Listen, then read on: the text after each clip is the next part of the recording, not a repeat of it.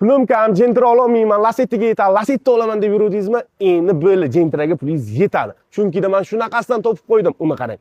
Turishini qarang, idealmi? O'zimga yoqdi. Shaxsan o'zimga yoqdi, chunki chaqqa-chuqqa buferlari qirilib, nimadirlar bo'lmagan. Xarajat hadovoyda ham, korobkada ham, motorda ham umuman yo'q.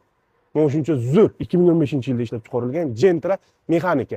$7000 dan ham pastga tushirib qo'ydim. O'ylamang, narxi arzon, xarajati bor deb. Xarajati umuman yo'q. Egalari aytdilar, yana ko'p tekshirib tura olasizlar, lekin men o'zim buni olib, buni haydab ko'rdim. Mashincha svejda, xuddi o'ylaysiz, buni 2021 deb.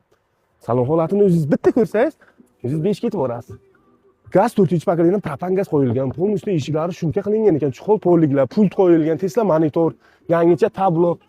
Tabloni o'zi ham bilasizlar, yangicha qilish uchun 2015larda tablosi Lacetti'nikida. Bunday qilish uchun kamida $200-300 pul ketadi. Pult, propan gaz, optura stop. Holatga baho bering, mana mashincha o'zi tiniqcha.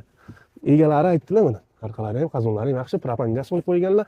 Hadovoydagi kamchiligini ham, motordagini ham, korobkadagini ham hamma kamchiligini qilib qo'ydim dedi.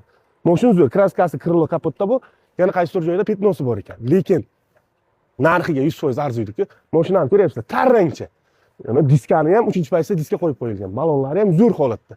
Pulti ham 907 mi, 908 mi shunday bo'lishi kerak. Narxini qarang, $6800, yana savdosi bor. Primoy Dekkon. Xohlasangiz оформление qiling, xohlasangiz gendaversa bo'lsangiz bo'ladi. Nomer ham ajoyib. 073. Zo'ra bosib olsangiz bo'ladi. Bunaqa narx faqat Karistozda bilasiz. Obuna tugmasini bosib qo'ying. Sog' bo'ling.